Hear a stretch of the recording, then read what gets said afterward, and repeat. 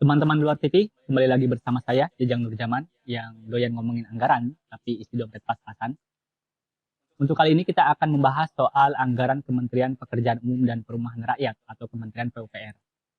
Perlu teman-teman ketahui, anggaran untuk Kementerian PUPR merupakan salah satu anggaran paling besar yang dikeluarkan oleh pemerintah, mencapai ratusan miliar. Lalu bagaimana anggaran untuk Kementerian PUPR digunakan, terus juga apa saja permasalahannya? Kali ini kita akan mencoba untuk membedah. Saksikan terus di luar TV.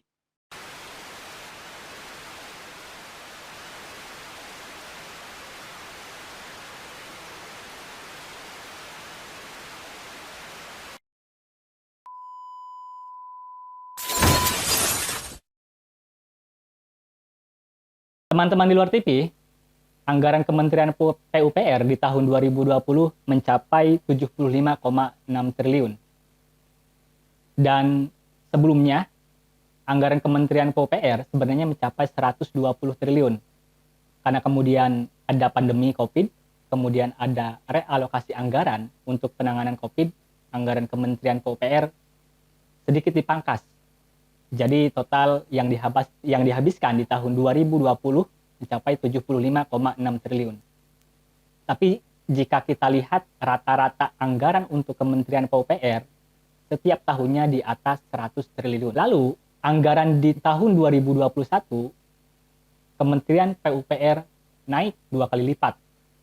Jumlahnya mencapai 149,8 triliun.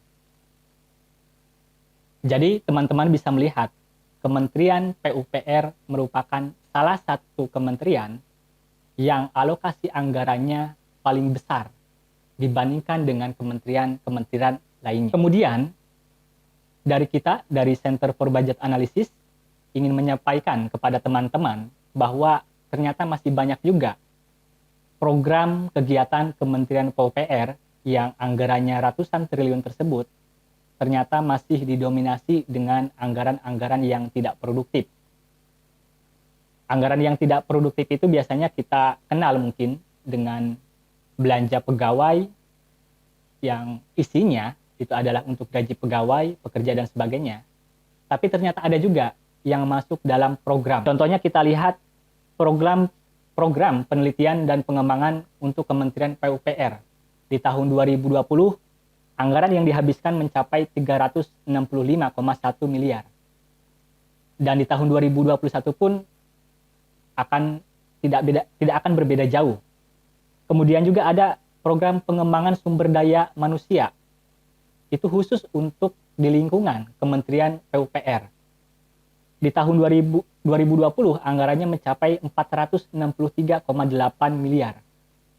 Kemudian ada juga program dukungan manajemen dan pelaksanaan tugas teknis untuk Kementerian PUPR.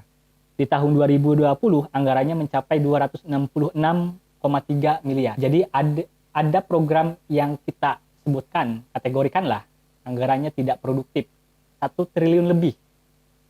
Dan itu dihabiskan di lingkungan Kementerian PUPR saja. Jadi bukan untuk program pembangunan jalan, perumahan, jembatan, irigasi, dan lain-lain. Tapi anggaran yang dihabiskan di lingkungan Kementerian PUPR saja. Jadi dampaknya tidak bisa dirasakan oleh masyarakat. Teman-teman di luar TV, tadi kita sudah melihat ternyata banyak program yang dikeluarkan oleh Kementerian PUPR yang kita sebut tidak produktif atau tidak dirasakan langsung oleh masyarakat.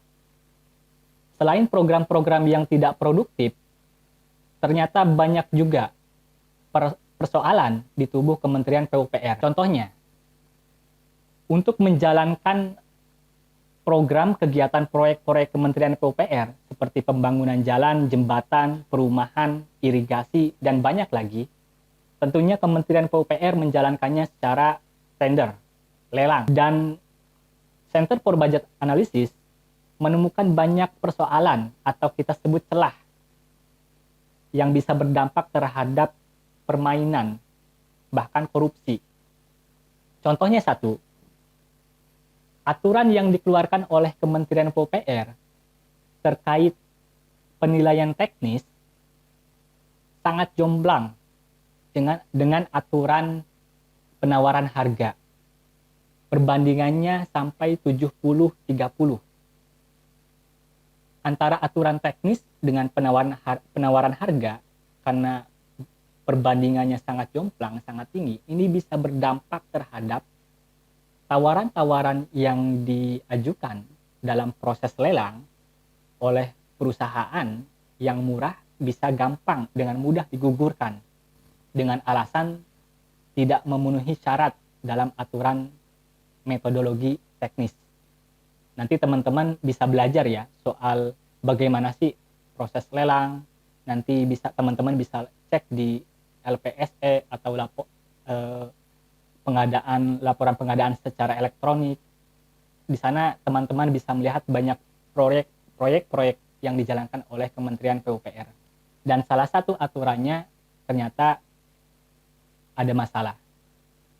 Kemudian ada juga persoalan soal tidak adanya aturan terkait pengadaan alat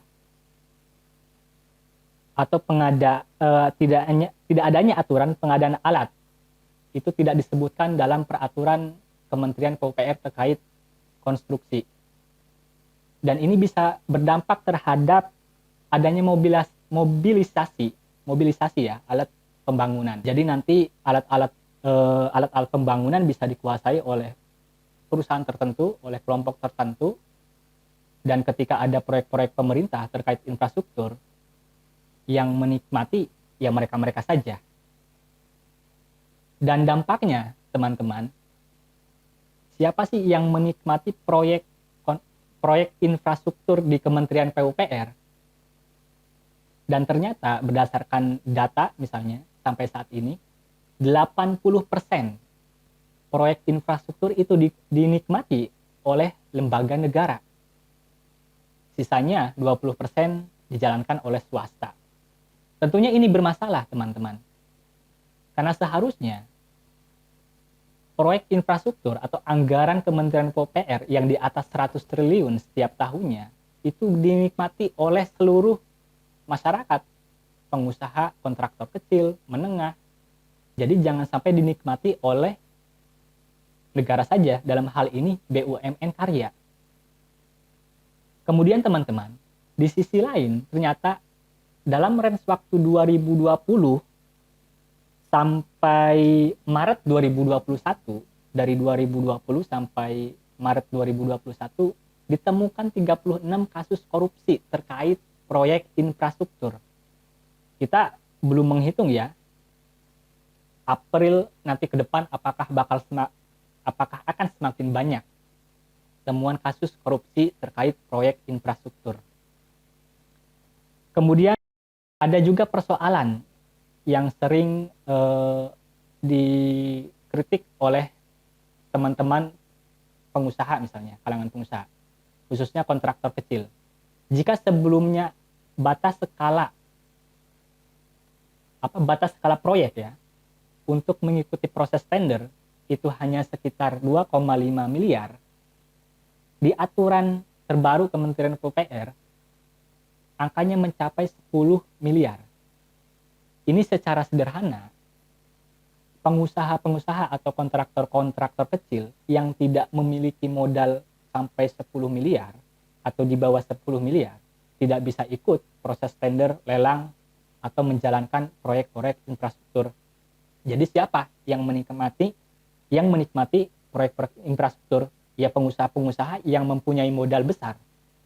Dan ini tidak bagus dalam proses pembangunan dan dalam proses bagaimana menjalankan ekonomi yang adil. Teman-teman di luar TV, tadi saya sudah menyampaikan sedikit sebenarnya persoalan-persoalan terkait proyek pembangunan infrastruktur yang khususnya dijalankan oleh Kementerian PUPR. Tadi saya sampaikan bahwa yang menikmati proyek-proyek pemerintah infrastruktur itu ternyata 80% oleh lembaga negara atau BUMN karya. Tapi di sini ada paradoks, teman-teman. Ternyata BUMN karya selama ini malah merugi. Contohnya di tahun 2020 ya, PT Waskita Karya rugi sampai 7,37 triliun. Kemudian PT Hutama Karya rugi sampai 2,9 triliun rupiah. Di sisi lain, BUMN Karya menikmati proyek-proyek infrastruktur yang tadi 80% dan sisanya hanya oleh swasta atau kontraktor kecil. Tapi ternyata BUMN Karya merugi. Ini kenapa bisa sampai seperti ini? Bisa jadi karena proyek pembangunan infrastruktur di era Joko Widodo ugal-ugalan, tidak mempertimbangkan kondisi keuangan negara, bahkan tidak mempertimbangkan kondisi keuangan BUMN Karya. BUMN Karya ternyata diberikan beban tugas untuk menjalankan proyek-proyek yang sangat besar. Jadi teman-teman, itulah sekelumit persoalan terkait pembangunan infrastruktur, khususnya di Kementerian PUPR.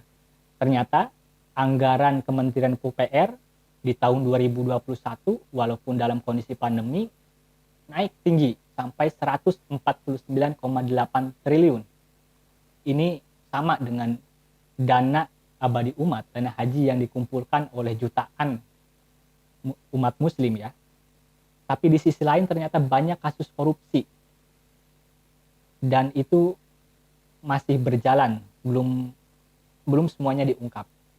Di sini saya mengajak kepada teman-teman di luar TV untuk terus mengawasi, tetap kritis, mengawasi anggaran negara, mengawasi program kegiatan yang dijalankan oleh pemerintah. Dan selalu ingat bahwa rakyat itu bos, pejabat itu jongos. Saya Jajang Nurjaman, terima kasih.